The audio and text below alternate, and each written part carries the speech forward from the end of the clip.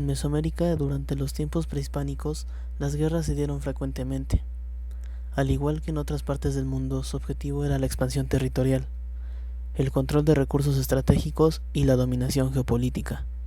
Sin embargo, a diferencia de otras regiones del mundo en Mesoamérica, la guerra era enormemente ritualizada y se limitaba casi exclusivamente a los señores, las élites y la nobleza.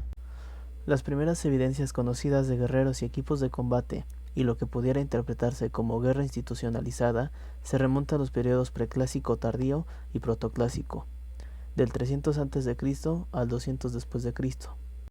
En el área maya y la zona colindante del istmo, habitada por pueblos mixtecoques de cultura epiolmeca, se pueden apreciar las primeras representaciones artísticas de lanzas, escudos y macanas, además de capturas de prisioneros y presentación de cabezas trofeos. El Valle de Oaxaca y las regiones circundantes también evidencian en esta época actividades parecidas entre los zapotecas, y el ejemplo más significativo se encuentra en Monte Albán, en las lápidas conocidas como danzantes, que adornan varios edificios de esta época y representan a prisioneros sacrificados, con inscripciones que indican su rango señorial y las ciudades conquistadas de donde provenían.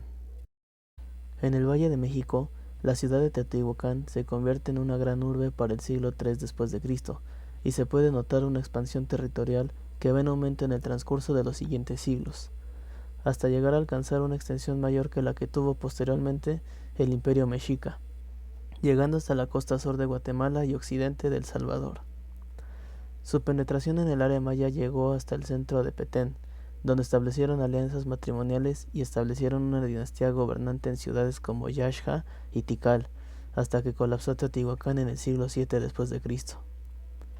En el caso de Teotihuacán, puede notarse un tipo de armamento característico en el que sobresale el lanzadardos, conocido en el antiguo México como atlatl, y los escudos cuadrados.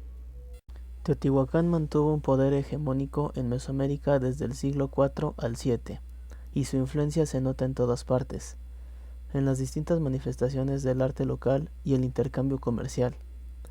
El colapso del Imperio Teotihuacano en el siglo VII después de Cristo trajo consigo una regionalización de Mesoamérica, y en el caso de Tikal en el área maya, que este sitio perdiera el control de mucho territorio que controlaba y el crecimiento de ciudades rivales que disputaron su poder. Desde el siglo VII hasta el IX, la zona central del área maya se vio inmersa en una lucha constante entre ciudades rivales, que eventualmente llevó al abandono de las mismas y al colapso de la civilización maya en esa región. En el centro de México y otras regiones de Mesoamérica, el colapso de Teotihuacán trajo consigo desplazamientos de poblaciones y la ocupación del centro de México por nuevos pobladores, destacando los toltecas. Durante los siglos IX al XVI, conocido como periodo posclásico, las guerras se volvieron más frecuentes y destructivas. Muchas ciudades que durante los siglos anteriores habían sido fundadas en espacios abiertos y accesibles, careciendo de defensas, fueron abandonadas, y su población se mudó a terrenos defendibles, y se construyeron fortificaciones. Los movimientos de pueblos enteros e invasiones se hicieron comunes en este periodo. Un grupo maya, originario de la desembocadura del río Usumacinta, conocido en el centro de México como Olmecas Xicalancas por su lugar de origen, invadieron la región de Cholula, Tlaxcala y Morelos entre los siglos VIII y X después de Cristo, hasta que fueron expulsados por los toltecas.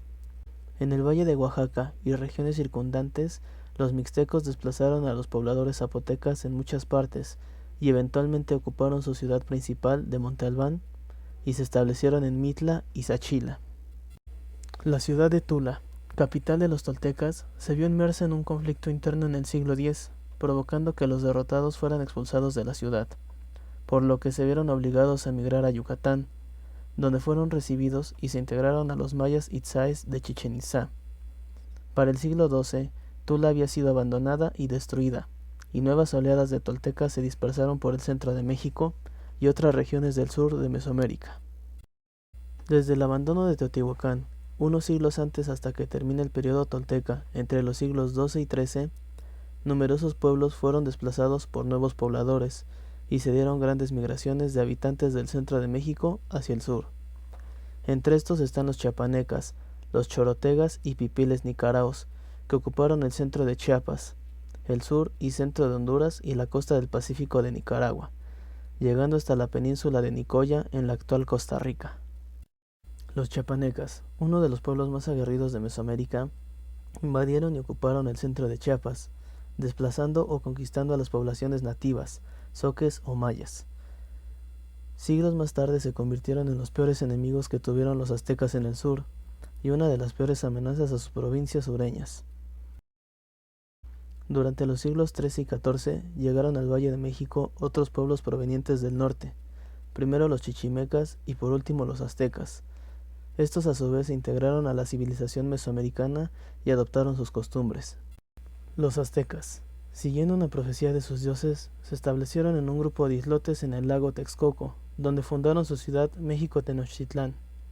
En este sitio tomaron el nombre de mexicas, en honor de su diosa madre. México significa en lengua náhuatl el ombligo de la luna. Los mexicas en un principio fueron vasallos del señorío Azcapotzalco, hasta que en el siglo XV se rebelaron. Formaron una alianza con Texcoco, gobernada entonces por el tlatoani Netzahualcóyotl, quien los ayudó a formar una coalición de pueblos entre los que se incluye a los tlaxcaltecas para derrotar a Azcapotzalco.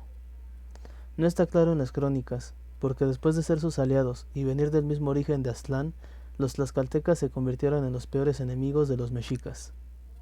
Después de derrotar a Azcapotzalco, México, Texcoco y Tlacopan de etnia otomí formaron la Triple Alianza, con lo que surgió el imperio más poderoso de su tiempo en Mesoamérica, conocido también como Imperio Mexica o Azteca. Se formó a partir de la conquista de pueblos vecinos, el vasallaje de otros pueblos que se sometieron a su poder sin luchar y del establecimiento de colonias en otros territorios. La sociedad mexica fue una sociedad eminentemente guerrera. Desde que eran vasallos de Azcapotzalco, contribuían con guerreros.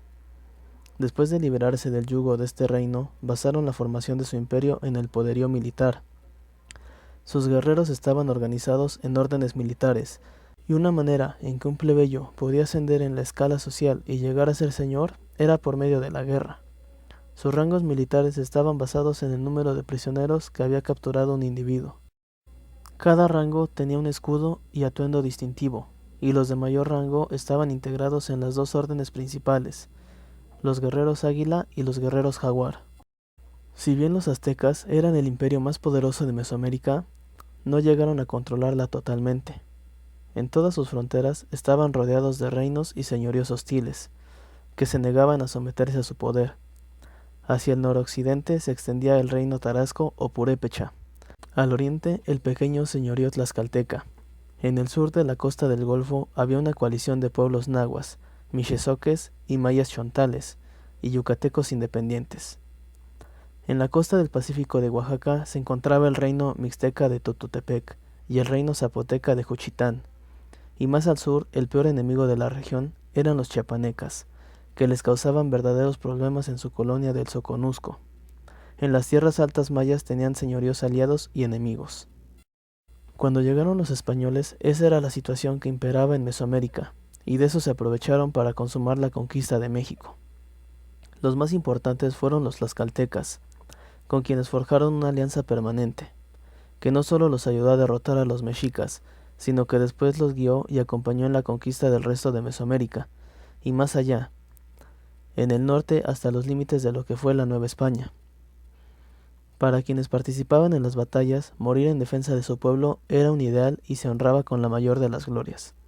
Guiados por el Tonalamatl, libro sagrado de adivinación sobre el destino de las personas respecto de su fecha de nacimiento, los niños nacidos en los días de guerra eran enviados a la prestigiosa escuela del Calmecac. En ese sitio aprendían en primer lugar medicina tradicional y después el arte del combate cuerpo a cuerpo, completando el entrenamiento físico con la danza, un medio de comunicación con el dador de vida. Los guerreros eran instruidos en la elaboración de armas diseñadas para herir a los adversarios, y la jerarquía que los organizaba estaba basada en los méritos y hazañas de cada batalla. Los águila ocupaban el rango más elevado, los jaguar se dedicaban a cuidar los templos y las vías de acceso y comunicación, mientras los serpientes eran la unidad de inteligencia y tenían una preparación especial en tácticas de guerra y espionaje. Las guerras floridas era un acuerdo para realizar una contienda bélica cada 80 días, con reglas preestablecidas, cuyo objetivo era mantener la disciplina y el entrenamiento de los guerreros, así como la posibilidad de autosacrificio como una forma digna de ofrendar la vida al Creador. El sentido cósmico de la guerra se vincula a Huitzilopochtli, dios nacido guerrero para defender a su madre Coatlicue de su hermana y sus 400 hermanos.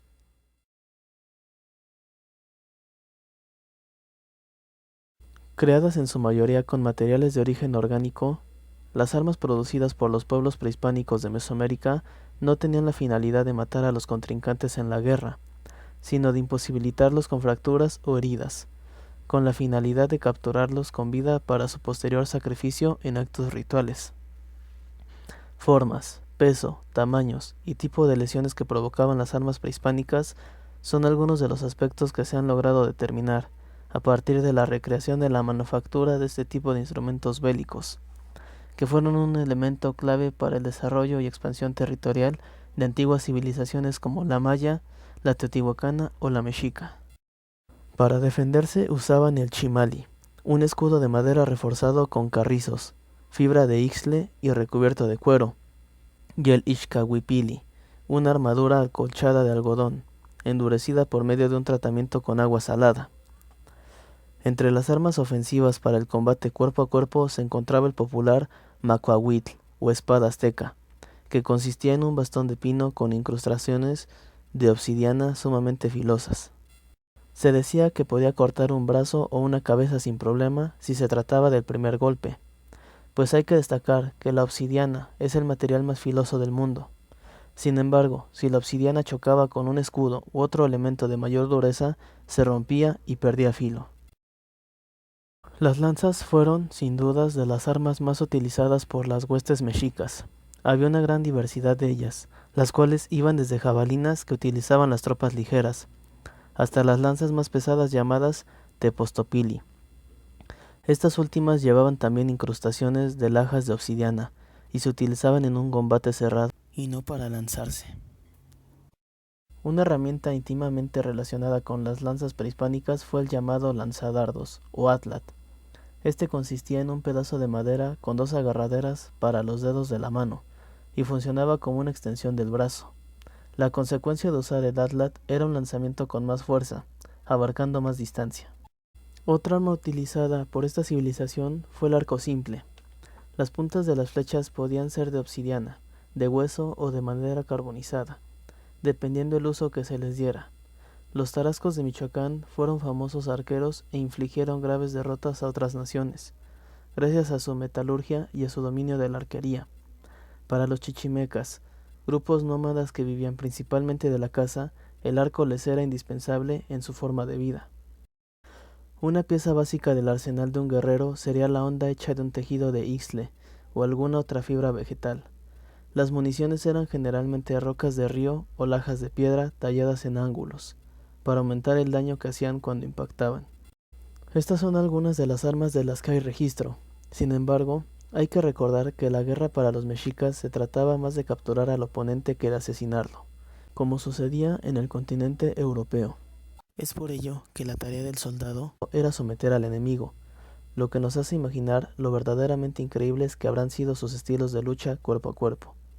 Además, este estilo de combate requería que el guerrero tuviera velocidad y fuerza para derribar a su contrincante y dejarlo inmóvil, tal vez inconsciente pero vivo, para luego entregarlo en Tenochtitlán. Si te gustó el video dale like, compártelo y suscríbete a nuestro canal, donde estaremos tratando diferentes temas prehispánicos. Nosotros nos dedicamos al arte y diseño prehispánico en papel mate. En la descripción te dejamos nuestras redes sociales y nuestro enlace de Amazon, para que puedas adquirir algunos de nuestros